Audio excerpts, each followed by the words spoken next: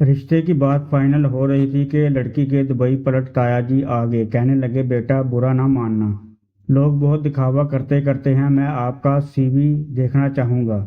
میں نے بلا خیل حجت ان کو فارورڈ کر دیا۔ کچھ دیر دیکھنے کے بعد بولے اس جاب میں سیلری سلپ دکھا سکتے ہیں؟ میں نے وہ بھی فارورڈ کر دی۔ کچھ دیر سوچنے کے بعد بولے بیٹا سیلری کا کیا ہے، جتنی بھی زیادہ ہو خرچے سے کم ہے۔ تو آپ غریب ہیں، کیا آپ کی بینک سٹیٹمنٹ دیکھ سکتا ہوں؟ اب اس بار اس سے پہلے کہ میری جانب سے کوئی اعتراض کرتا میں نے خوش دلی سے کہا کیوں نہیں، یہ لے 6 ماہ کی بینک سٹیٹمنٹ۔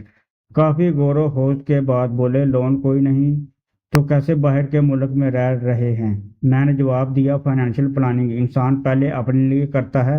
کافی سوچنے کے بعد کہنے لگے آپ لوگوں کی کیا شرائط ہے، جہیز جیب خرچ اور باقی معاملات میں نے جواب بیرون ملک سکونر نہ بھی ہو تو جہیز کی ضرورت نہیں۔ کہنے لگے نہیں بیٹا، فرنیچر زیور برتن کپڑے رواج تو ہے نا۔ میں نے عرض کی آپ دے تو دیں، ہم رکھیں گے کہاں؟ اللہ کا شکر ہے نیا کچھ رکھنے کی جگہ ہی نہیں رہی۔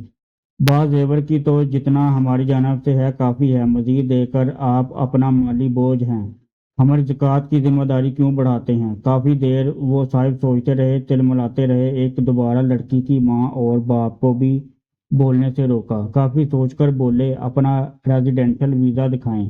مجھے اندازہ تھا کہ وہ کوشش کر رہے ہیں کہ کسی موقع پہ ہم میں سے کوئی اعتراض کرے، بات بگڑ جائے، لیکن شکر اللہ کا میری آنکھ کا اشارہ میرے گھر والوں کے لیے کافی تھا۔ پی آر سٹیٹس دیکھنے کے بعد کچھ مطمئن ہوئے۔ کہنے لگے آپ ہماری بیٹی کو کیسے رکھیں گے؟ میں نے عرض کی انکل میری پوری تنخواہ میں سے مجھے ہفتے کے پٹرول کے لیے بس $100 چاہیے، اس کے علاوہ جو خرچ یہ خوشی سے دے دے، باقی بطور گھر کی مالکن جو ان کی مرضی۔ تھوڑا سا تل ملا کر انہوں نے ایک اور سوال داغا کہ میاں وہاں تو ملازم نہیں ہوتے، ہماری بیٹی بہت نازوں سے پلی ہے۔ میں نے عرض کیا آپ فکر نہ کریں، زندگی بھر ان کو کچن میں کام کرنے کی ضرورت نہیں، کھانا کچن برتن میری ذمہ داری ہے، کپڑے لانڈری سے پریس ہو جاتے ہیں۔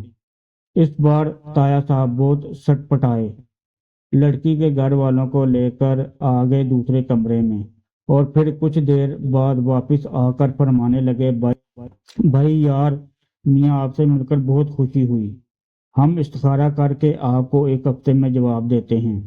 آج اس بات کو 2 سال ہو گئے، اس لڑکی کی کسی اور جگہ شادی ہو چکی اور شوہر کے مظالم سے تنگ آ کے روزمرہ کے خرچے کے لیے بہن بھائیوں کی مدد کی منتظر ہے۔